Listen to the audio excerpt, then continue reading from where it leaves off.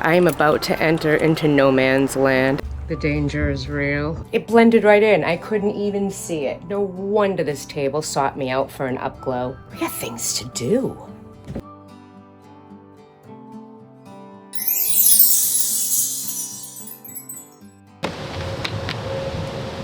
Hey guys, I am so happy you are here. It's so funny. I was just thinking about you guys.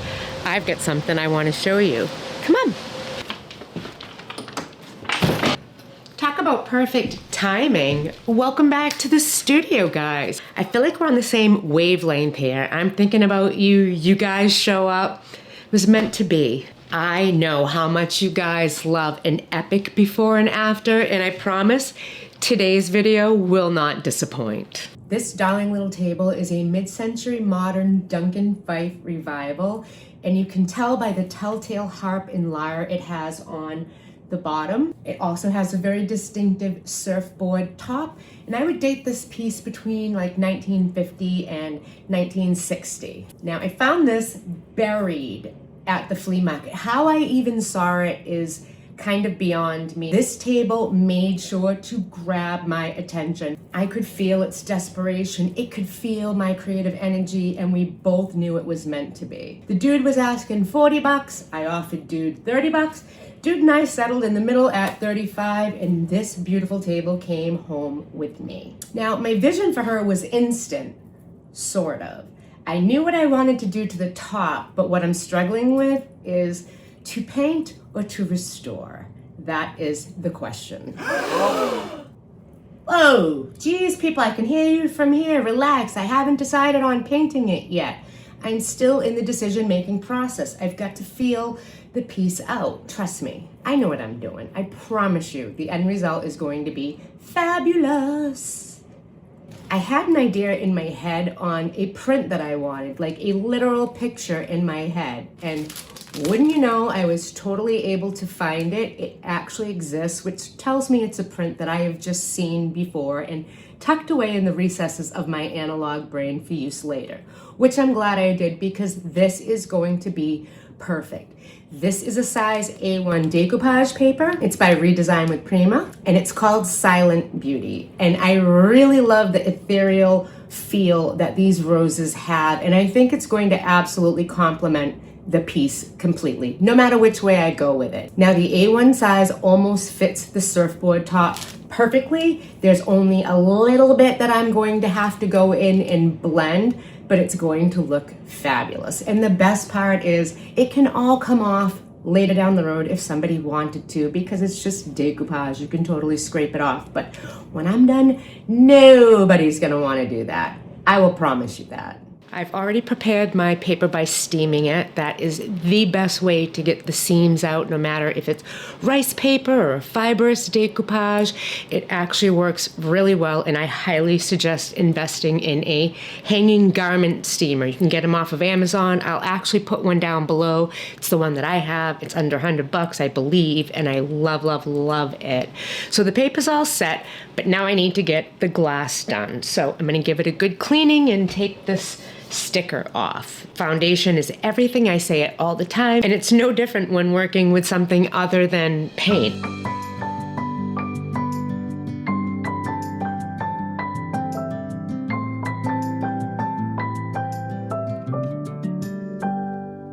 May you always find your way to higher ground. May you always keep your head held up high. Pretty little thing, you're a diamond in the rough, shining from within. I can tell that you're tough. Just the sight of you when I'm at my weakest point makes a world of difference. All right, I think that's pretty clean. We got to do this in reverse, the whole process. Now, if I wanted to age the look of my decoupage by adding some more touches, such as flicking a paintbrush with black paint or silver paint or gold paint, getting some splotches on there, little bit of mirror spray finish, the looking glass finish, all different things you absolutely can put down on the glass first if you want to age the print. It's kind of like distressing the print, but I don't want to do that. I like the print exactly as it is. Now, it's all about the placement.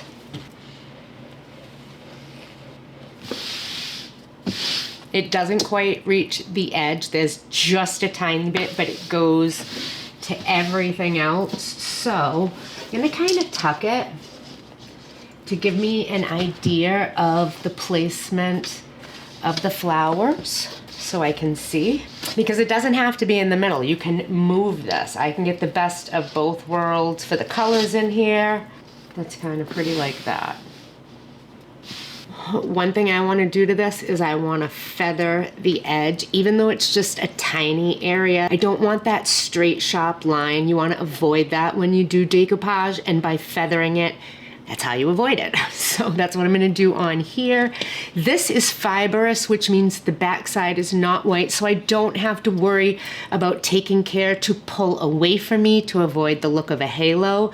This one's not really gonna give me any look of a halo. It's gonna feather off the way the colors are on the edge. So I'm just gonna tear it down.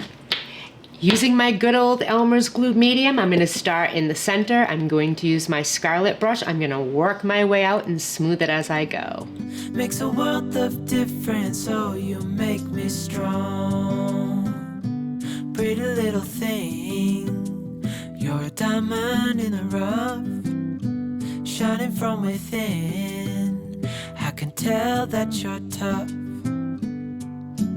Ordering a cup of love, feel it rising up and above. You will always keep my heart and soul strong. Plant your seeds and watch them grow. The light will always know where to go. You will always keep my heart and soul strong.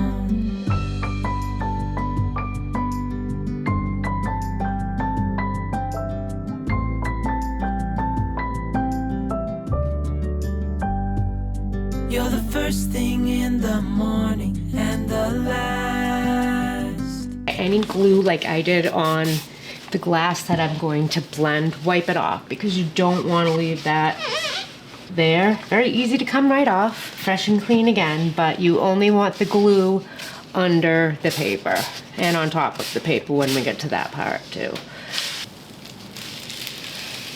Make sure they all come out.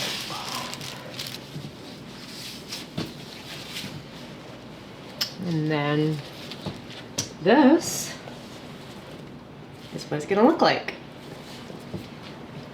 And I'm very happy with the placement. So now I'm gonna seal the back side. And I like to do the top coat in a crosshatch pattern because sometimes you can see it in certain lights at certain angles. And I don't wanna see stripes or anything. I wanna crosshatch so it looks like it's hand painted. Baby, you're my future and you are my past. Pretty little thing, you're a diamond in the rough, shining from within. I can tell that you're tough. Ordering a cup of love, feel it rising up and above. You will always keep my heart and soul strong. And now we wait. Good morning. It's actually the next day. I got totally sidetracked away from this project yesterday, but that's fine because now it's completely dried. Very excited too. This is gonna be so pretty. Right now, what I'm going to do is use a razor and trim my edges. I know a lot of people like to use sandpaper to get the rest of the decoupage off, and not for me on this project. It's glass, I don't want to scratch it, so I've got a very sharp razor. I'm going to be very careful. I'm going to go around the whole piece and just take all of the extra off, so then I can go to the next step, which is going to be blending those tiny areas on the end that the paper didn't reach. It's going to be a real simple, quick, easy blend to do, but one I have to do nonetheless. So first things first, let's cut the paper.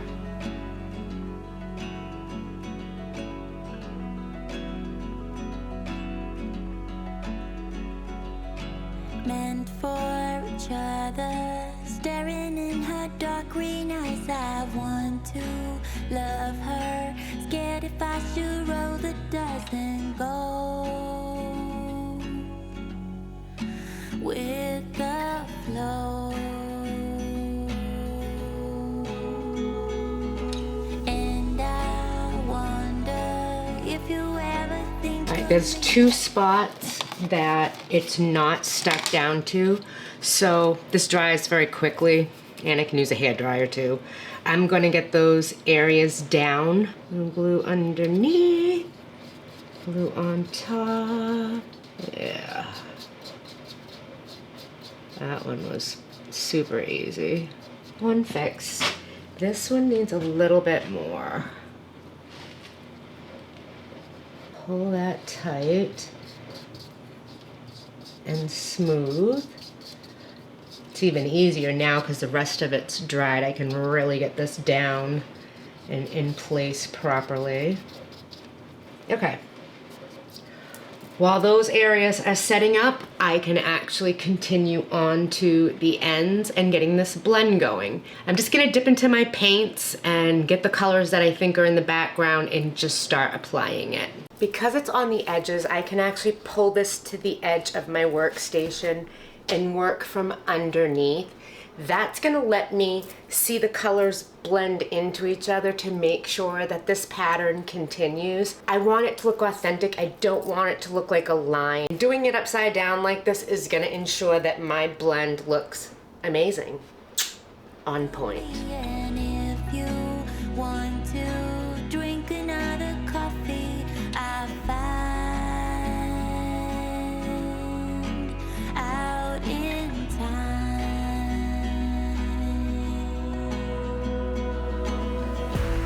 I meant to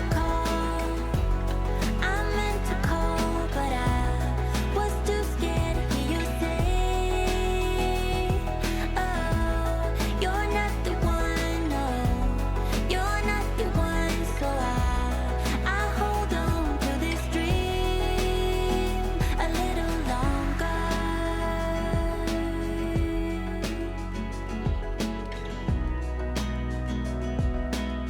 Working in the reverse can be frustrating, but if you're able to work in the reverse from the opposite side so you can see what you're doing, it does make it so much easier.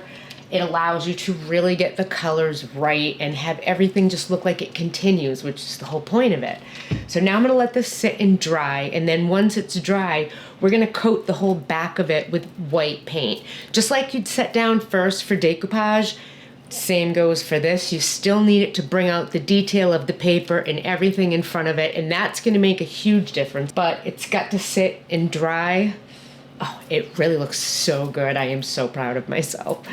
But it's gonna sit and dry, and while it's drying, we're gonna get the base done really quick. And I do mean really quick because we're just gonna use some Restore finish on it and shine it right back up. Let's see what she looks like. Using dark walnut.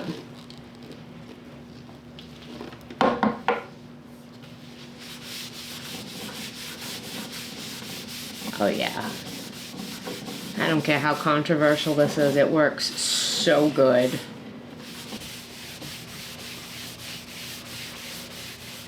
Look at that difference. Really works good. I don't know why people hate it so much. It just is such a quick way to fix up pieces that don't need a whole lot, and this is one of them. Look at that. There's a little bit of me inside of you, and I still wonder if you ever felt it too. But I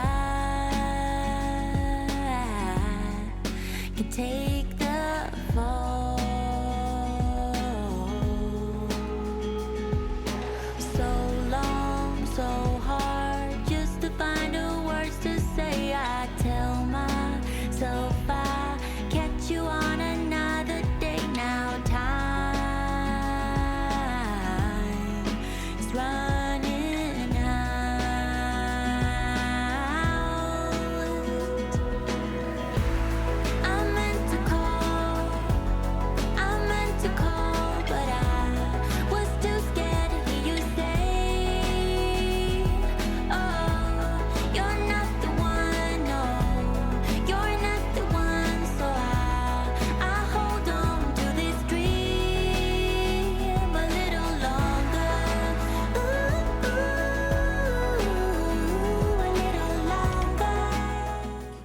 is cured, so is the base. I've got a white coat of paint all over the back, which is what allows the decoupage to come in.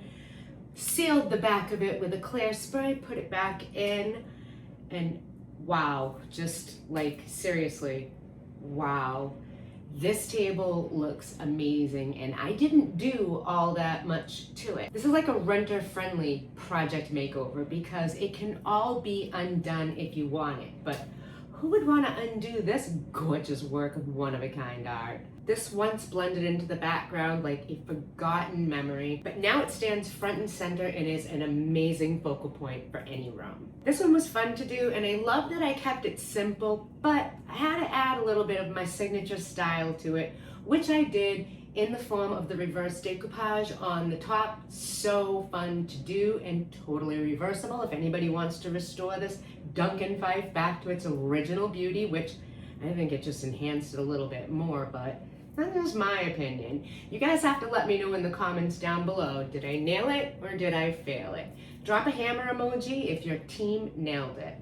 I love it. I think it looks amazing. I think it elevated the piece. It took it from boring. It gave it character. It is now a conversation piece. It totally is. Now I plan on listing my Duncan Fife Revival for $300, and I don't foresee any problems unloading it fairly quickly. Personally, I think she's gorgeous. I think this is what this table needed to bring her into a more modern realm while still retaining the character of yesteryear, which is what attracted me to her in the beginning. The base is everything. The top accentuates the base accentuates the tops. And the claw feet were brought back by simply using some brass gilding paint. They look amazing. They look aged. I didn't have to do anything to them. They came out perfect. Talk about a totally perfect manufactured faux patina. I couldn't have done that better if I actually tried, which was a happy accident. I didn't. It just worked out that way. Now, for everybody that's made it to the end of this video, I hope you enjoyed this reverse decoupage and super easy transformation. Be sure to give this video a like and a hype. All those little gestures go super far for my channel because something is going on with it, and I'm not sure how far I'm reaching anymore or if anybody's even seeing this. So if you've seen this video and made it to the end, drop a comment down below and let me know. Something wacky's going on with YouTube, not gonna lie. Not happy about it, but I can't figure it out. Well, it is what it is. Thank you guys for spending your precious time with me in my studio as we transformed this mid-century modern Duncan Fife Revival. I hope you enjoyed it. And don't worry, there is a lot more coming, and I do mean like a lot. Kind of went a little crazy on Etsy again, and I've got some fabulous projects coming up. So be sure to subscribe if you haven't already, guys. Again, thank you so much for being here, and until next time, stay grounded, stay glowing, and always stay in your element. Bye, guys.